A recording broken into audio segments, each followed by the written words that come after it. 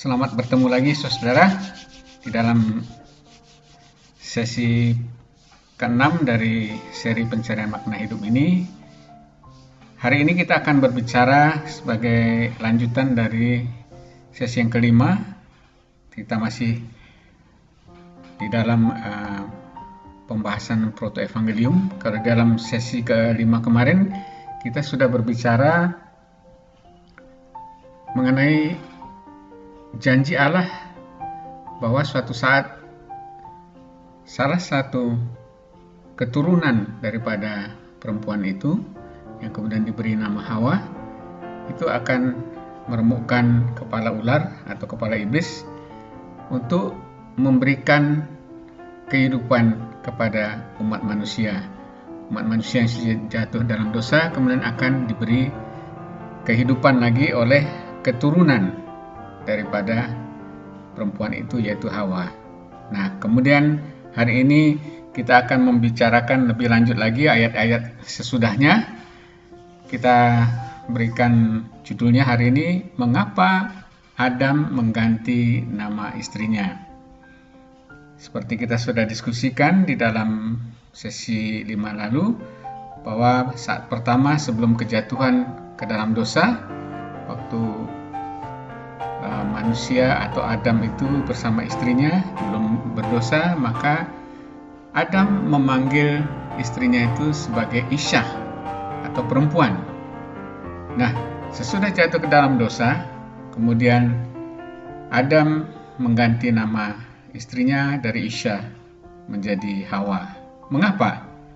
Hari ini kita akan diskusikan lebih dalam mengenai hal itu, dan kemudian ayat-ayat selanjutnya yang merupakan penjelasan lebih rinci lagi mengenai arti dari Injil mula-mula atau protoevangelium ini.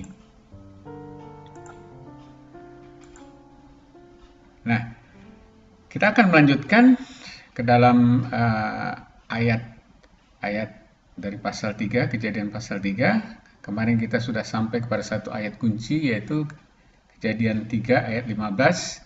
Itu awal mula yang disebutkan protoevangelium, pernyataan Allah mengenai rencananya yang akan menghancurkan iblis melalui keturunan daripada perempuan itu. Nah, ayat-ayat selanjutnya protoevangelium itu lebih diungkapkan lagi, dan kemudian nanti sampai kepada akhir pasal ketiga ini kita akan diskusikan. Nah, pasal ketiga ayat lanjutannya ayat 16 sampai 19 ini berbicara mengenai kutukan atau hukuman Allah terhadap kesalahan daripada perempuan dan manusia itu. Ayat 16 firman-Nya kepada perempuan itu, susah payahmu waktu mengandung akan kubuat sangat banyak. Dengan kesakitan engkau akan melahirkan anakmu, namun engkau akan birahi kepada suamimu dan ia akan berkuasa atasmu. Nah, ini berbicara bahwa perempuan itu, Isyah itu akan mengalami sakit pada saat melahirkan. Tetapi ada sesuatu yang aneh di sini. Di sini disebutkan, namun engkau akan birahi kepada suamimu dan ia akan berkuasa atasmu. Nah, ini birahi kemudian dikontraskan dengan berkuasa. Ini ada sesuatu yang mungkin ada arti yang lebih dalam dari sekedar birahi daripada seorang wanita kepada pria atau seorang istri kepada suaminya. Nah, birahi ini di dalam bahasa Ibrani-nya itu dituliskan dari kata teshoka. Teshoka itu asal suku katanya itu dari shuk. Shuk itu kalau dilihat di sini, to run after or over, atau seperti kalau misalnya banjir, yaitu banjir itu menguasai. Jadi di sini ini juga kata ini dipakai untuk misalnya keinginan yang luar biasa untuk menguasai. Sama seperti kalau seekor singa itu melihat calon korbannya, maka itulah dia birahi, ingin menguasai, ingin memakan korbannya itu. Ini kata yang dipakai di sini. Ini menyatakan bahwa akan sebagai akibat dosa terhadap hubungan suami dan istri akan ada suatu tensi antara suami istri ingin menguasai. Maka di sini dikatakan bahwa perempuan itu, Isyah itu akan birahi, ya arti pertama tentunya birahi ingin melakukan hubungan suaminya walaupun nanti susah payah, tetapi juga ini ada suatu kata tersirat bahwa perempuan juga memiliki suatu keinginan untuk menguasai suaminya. Nah, ini dari kata-kata yang diapakan di sini. Makanya itu sejak kejatuhan manusia dalam dosa selalu antara wanita, istri dan suami itu kalau tidak duduk pada kedudukannya masing-masing maka akan selalu ada tensi. Nah, kepada manusia itu, kepada Adam dikatakan, karena engkau mendengarkan perkataan istrimu dan memakan dari buah pohon yang telah kuperintahkan kepadamu, jangan makan daripadanya, maka terkutuklah tanah karena engkau. Dengan susah payah engkau akan mencari rezekimu dari tanah seumur hidupmu. Semak duri dan rumput duri akan dihasilkannya bagimu, dan tumbuh-tumbuhan di padang akan menjadi makananmu. Dengan berpeluh engkau akan mencari makananmu sampai engkau kembali menjadi tanah. Karena dari situlah engkau diambil, sebab engkau debu dan engkau akan kembali menjadi debu. Ini suatu perkataan yang sangat memilukan, ya, karena manusia itu mendengarkan perkataan istrinya untuk memakan buah pohon itu. Tentu tidak dikatakan di sini diartikan bahwa suami-suami tidak boleh mendengarkan perkataan istrinya. Bukan. Tetapi kalau istrinya atau anjuran dari istrinya itu melarang atau melanggar firman Tuhan, maka suami berhak untuk menyetopnya.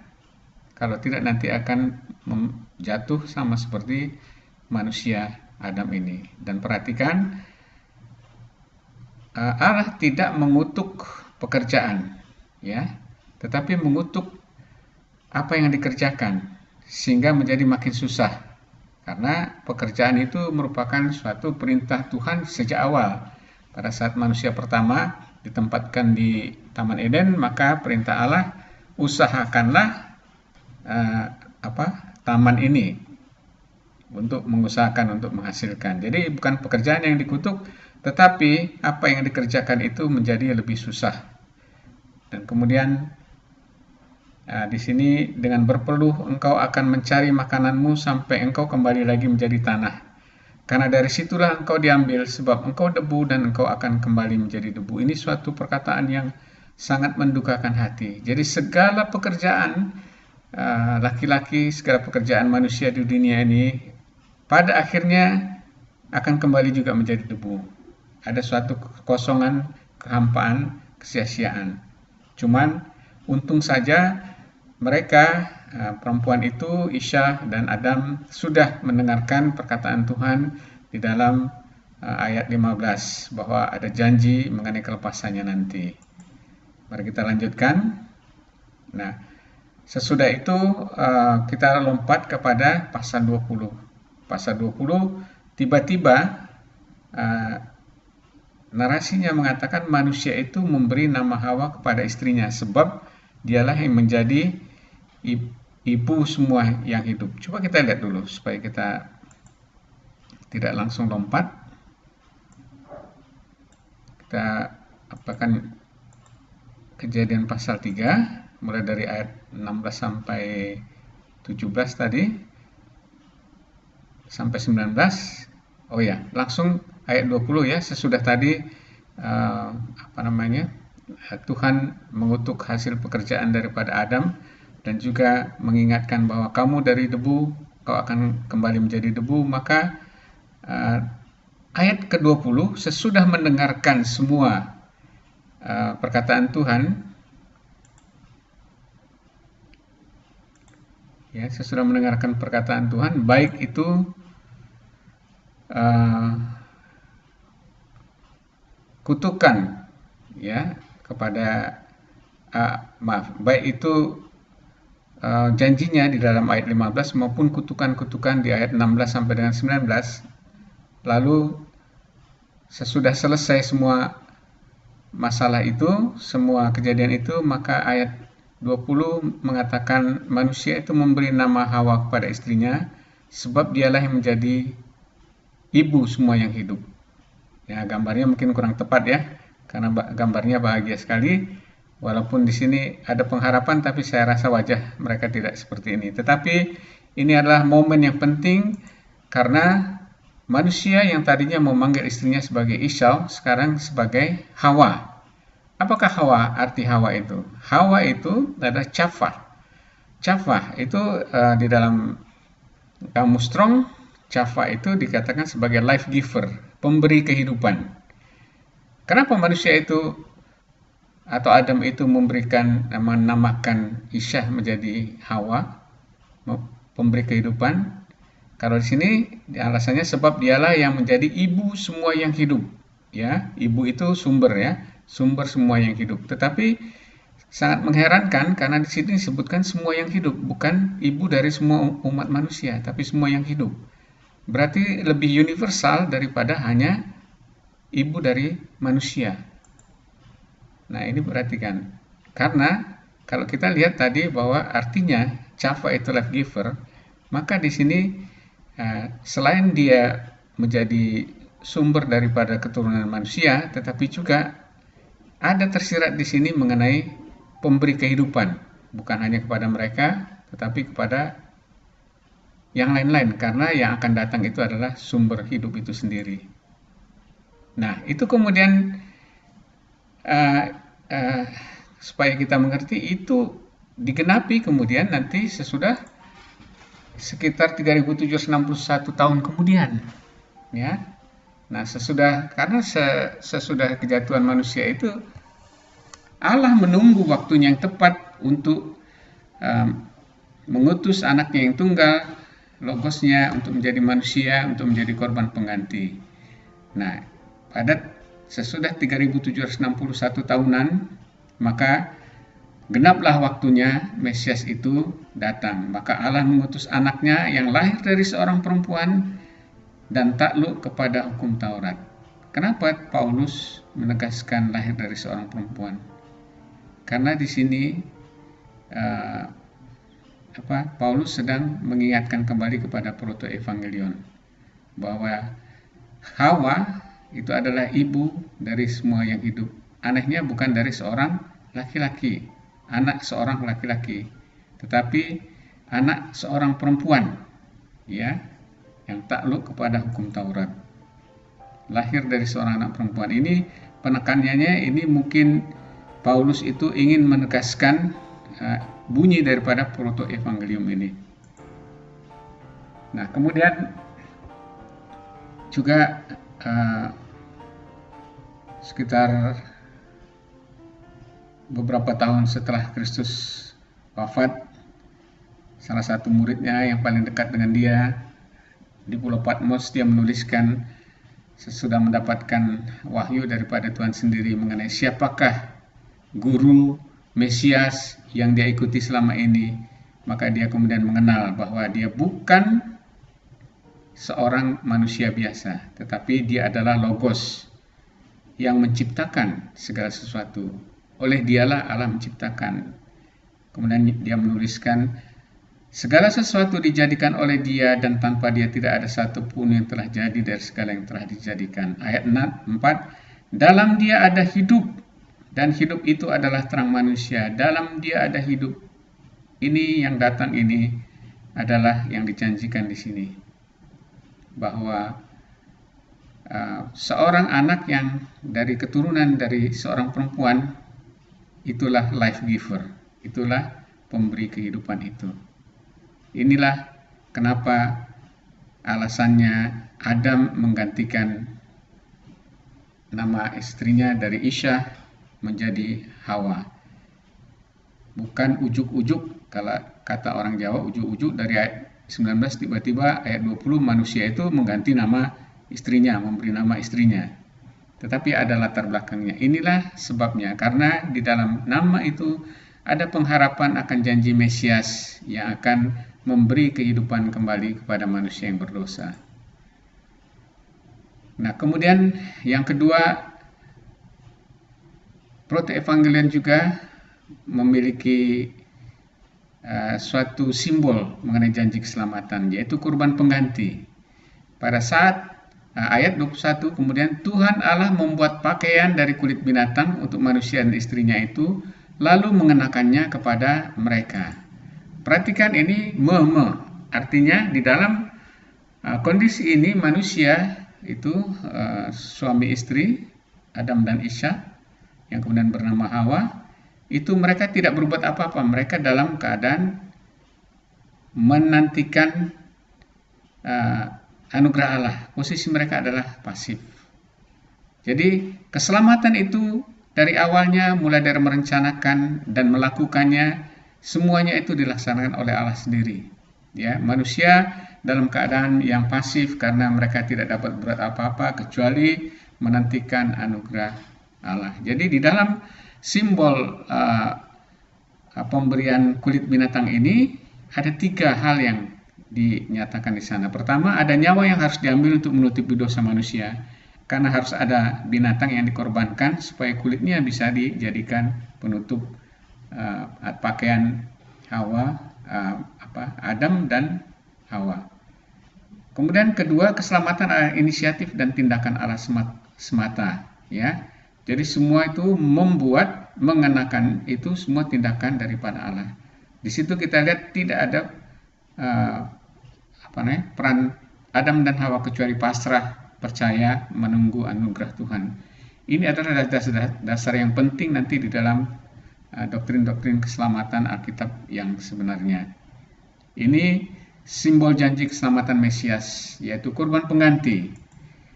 Dan korban pengganti itu diteruskan sepanjang zaman nanti sampai kepada penggenapannya pada Kristus.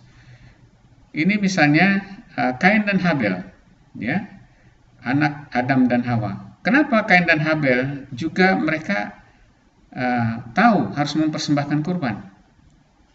Tentu dari orang tuanya yang sudah diajari oleh Tuhan sendiri untuk membuat simbol itu, maka mereka mengajarkan pada anak-anaknya turun-temurun bahwa kalian harus melakukan ini. Nah, kenapa korban Kain ditolak tetapi Habel diterima? Padahal Kain memang adalah petani dan Habel adalah peternak. Nggak fair dong. Saya maunya memberikan hasil pekerjaan saya. Tetapi nanti kalau kita lihat di dalam Perjanjian Baru, Habel di situ adalah persembahannya karena dia orang yang benar. Persembahannya itu benar. Di sini sebenarnya bukan masalah dia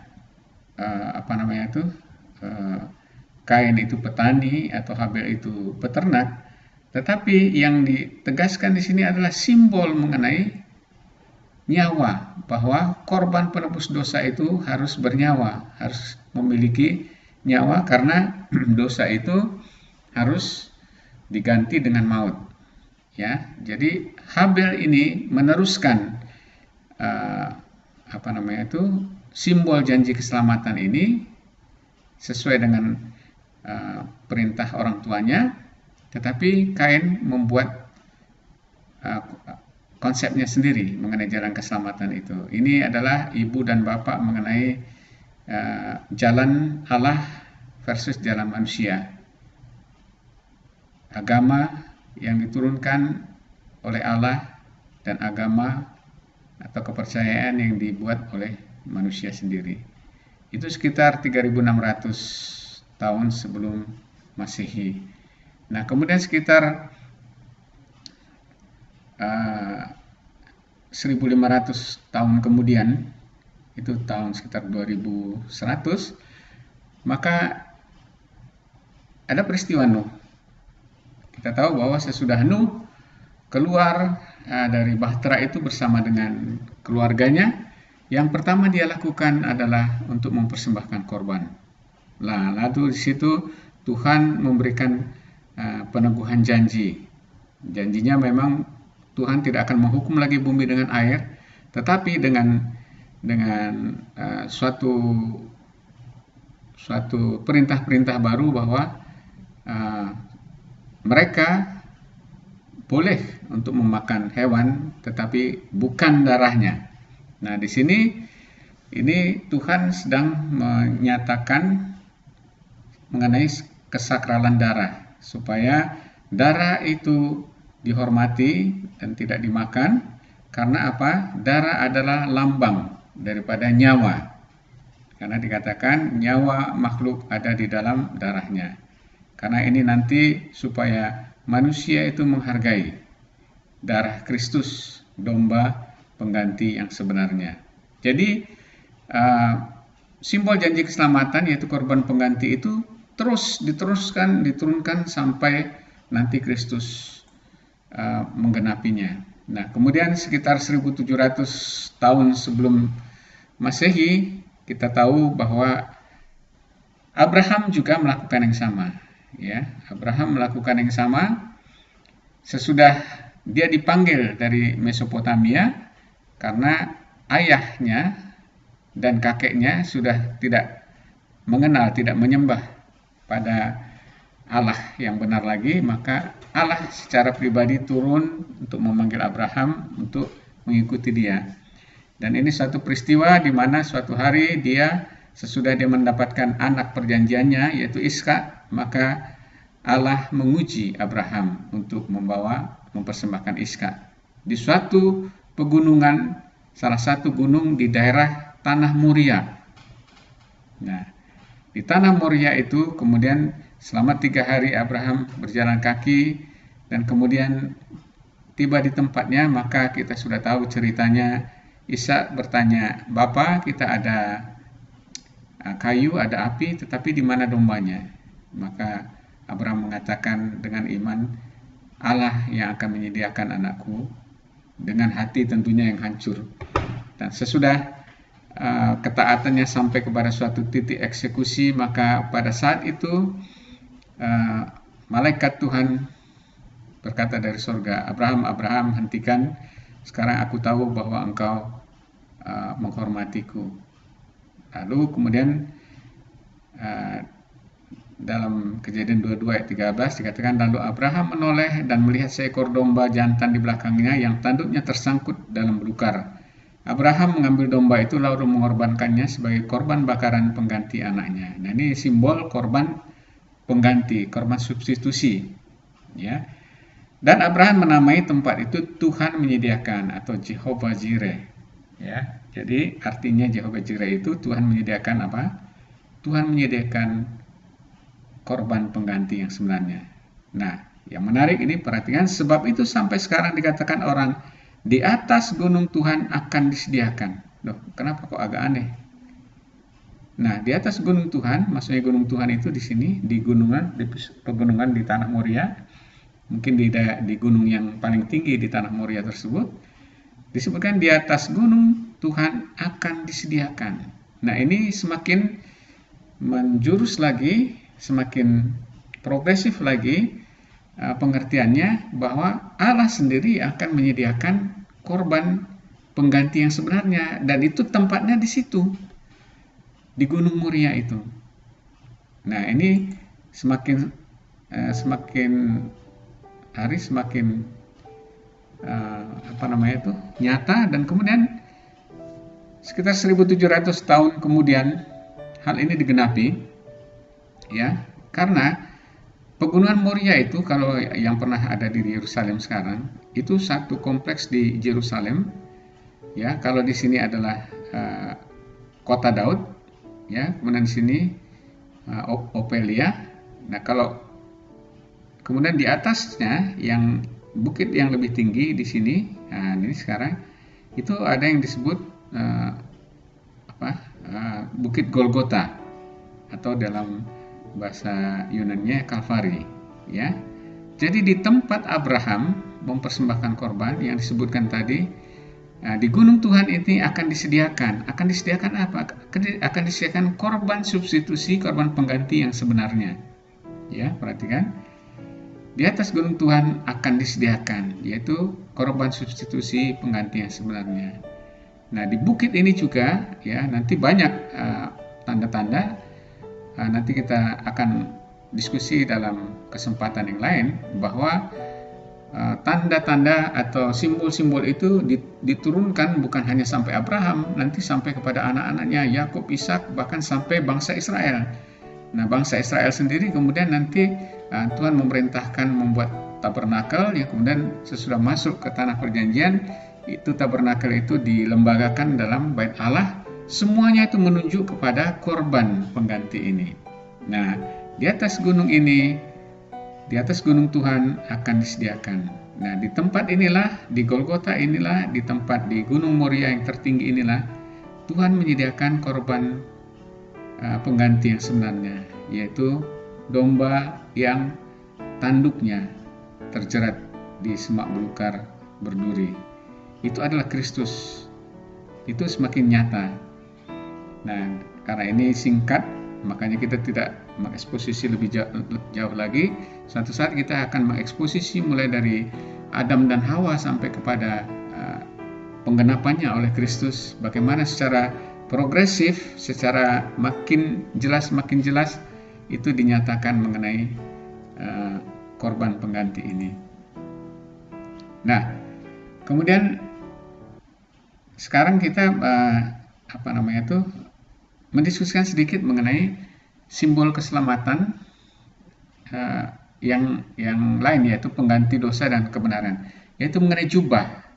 Allah sendiri membunuh binatang itu dan membuat kulitnya itu menjadi jubah supaya menutupi dosa mereka, supaya mereka juga bisa diterima.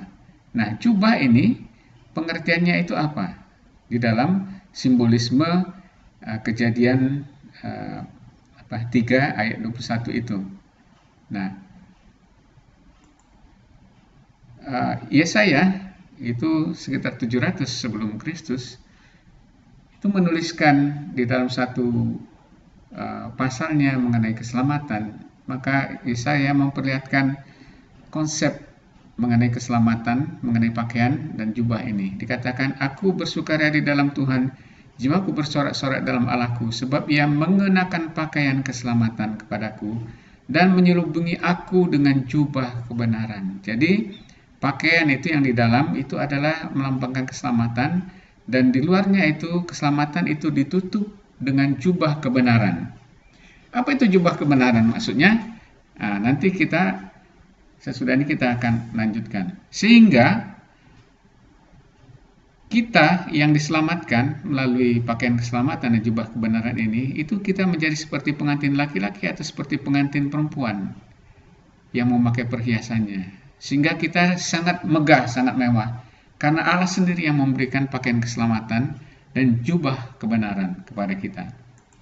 Nah, kemudian Paulus sekitar 20 tahun sesudah wafatnya Kristus itu menuliskan kepada jemaatnya di Roma yang mengatakan begini, sebab itu sama seperti oleh satu pelanggaran semua orang beroleh penghukuman, demikian pula oleh satu perbuatan kebenaran semua orang beroleh pembenaran untuk hidup.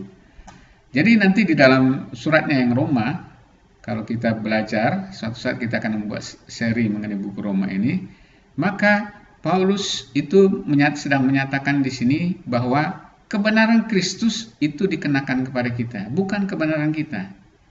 Ya, jadi ini baju ini dari Allah sendiri itu adalah kebenaran Kristus, itu yang dikenakan pada kita, sehingga kita memperoleh keselamatan melalui pembenaran oleh Allah.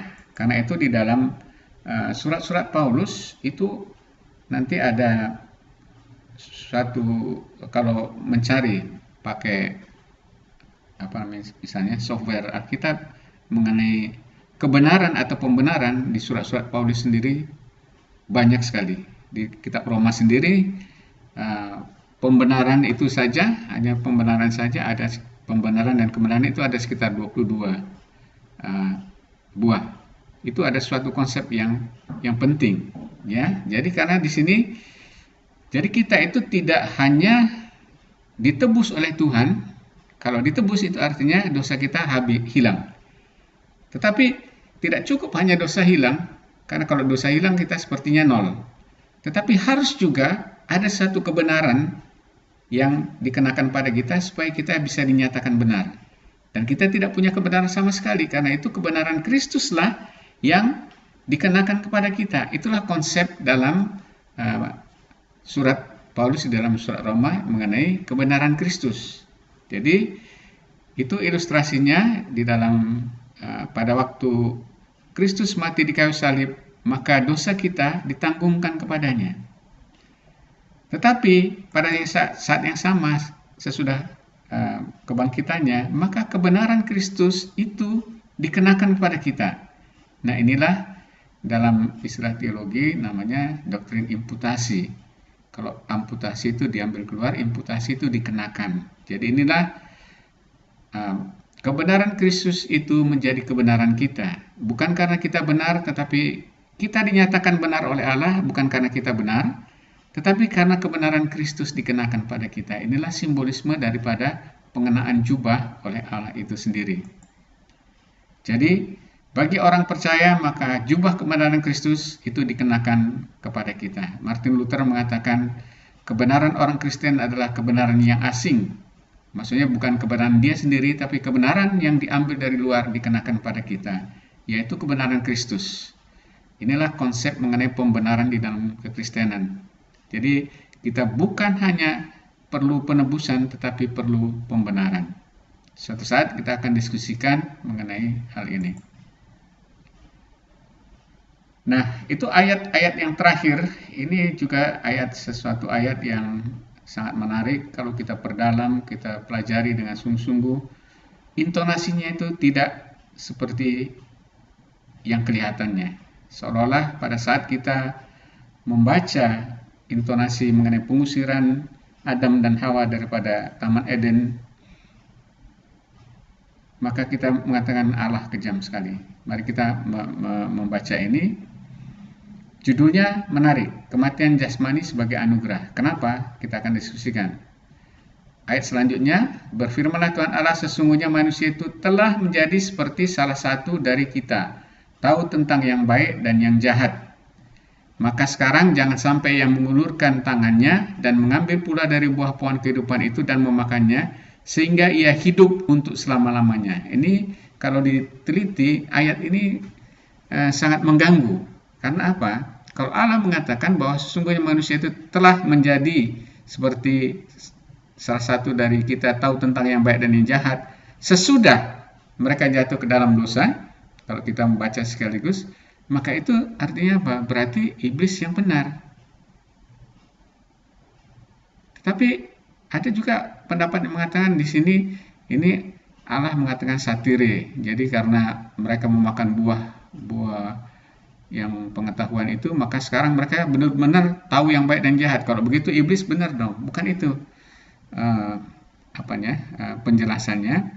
Jadi ini ada di dalam kata telah inilah yang menjadi mungkin banyak kita salah tafsir. Nah, coba kita lihat Kejadian 3 ayat 22 ya. Nah, kita perhatikan, memang di dalam terjemahan lain itu dikatakan has become, memang masa lalu. Itu telah itu hayah di dalam bahasa Ibrani-nya.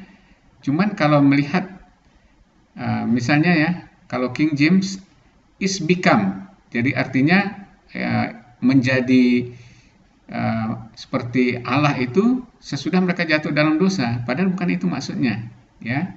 Tapi di sini kalau perhatikan di dalam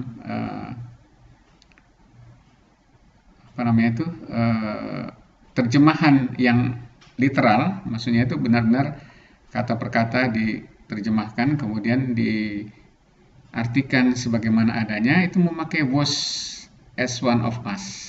Di sini juga was, bukan is become, tapi was as one. Artinya apa? Artinya telah di sini itu lebih tepatnya, ya. Telah di sini bahasa Indonesianya lebih tepat kalau dikatakan sesungguhnya manusia itu dulunya telah menjadi salah satu dari kita, tahu tentang yang baik dan jahat.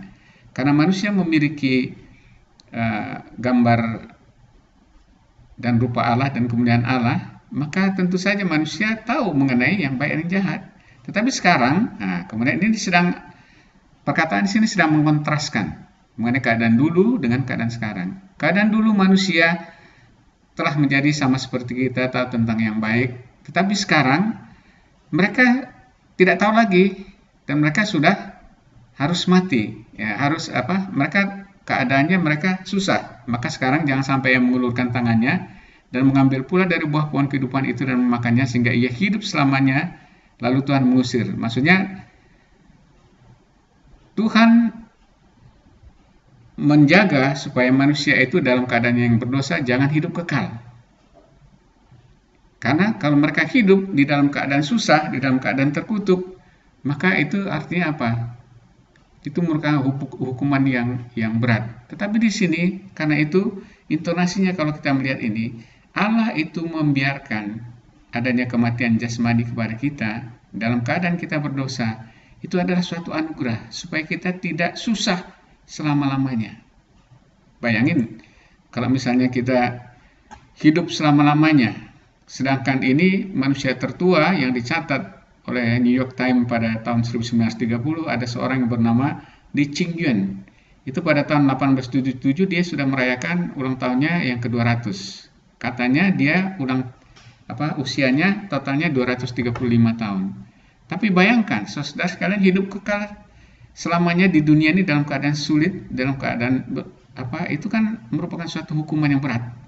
Makanya saat Tuhan memberikan supaya manusia jangan hidup selama-lamanya, tetapi terbatas usianya di dunia ini, itu adalah suatu anugerah supaya kita jangan menderita selamanya. Jadi sebagai orang Kristen, sebagai orang percaya, kita harus melihat sekarang kalau ada keluarga kita, saudara yang dipanggil Tuhan, kita harus tahu bahwa Tuhan mengasihi mereka, memberikan anugerah mereka supaya mereka tidak menderita selamanya.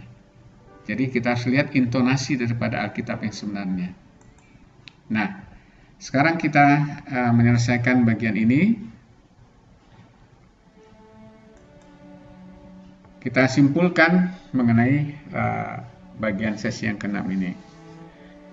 Adam dan Hawa berdosa dan memang mereka harus diusir dari hadirat Allah selamanya karena dosa tidak mungkin berada di hadirat Allah karena mereka akan binasa. Jadi mereka dipisahkan dari hadirat Allah supaya mereka tidak binasa.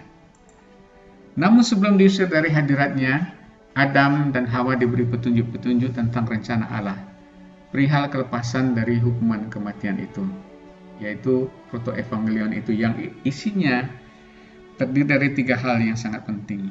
Pertama, akan ada seorang pemberi kehidupan dari keturunan mereka. Karena itulah Adam mengganti istrinya dari Isya perempuan menjadi Hawa, sumber kehidupan. 2, jalan keselamatan itu dilambangkan dengan korban yang harus mati mengganti dosa mereka.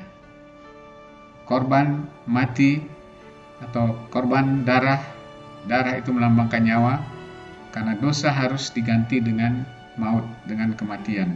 Makanya ada korban yang harus mati untuk menggantikan dosa mereka. Kemudian kulit binatang itu juga dipakai sebagai penutup aib mereka.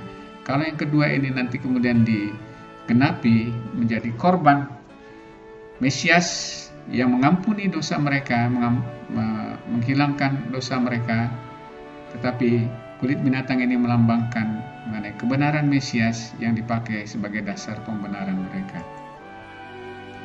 Kemudian yang terakhir tadi adalah kematian jasmani sekarang harus kita pandang sebagai suatu anugerah Allah, yaitu agar kita tidak menderita di dunia ini selamanya. Kiranya dengan pengertian ini kita semakin kuat menghadapi kesedihan-kesedihan karena ada ditinggalkan oleh saudara-saudara atau keluarga kita. Nah, sebelum kita mengakhiri seperti biasa, silahkan Anda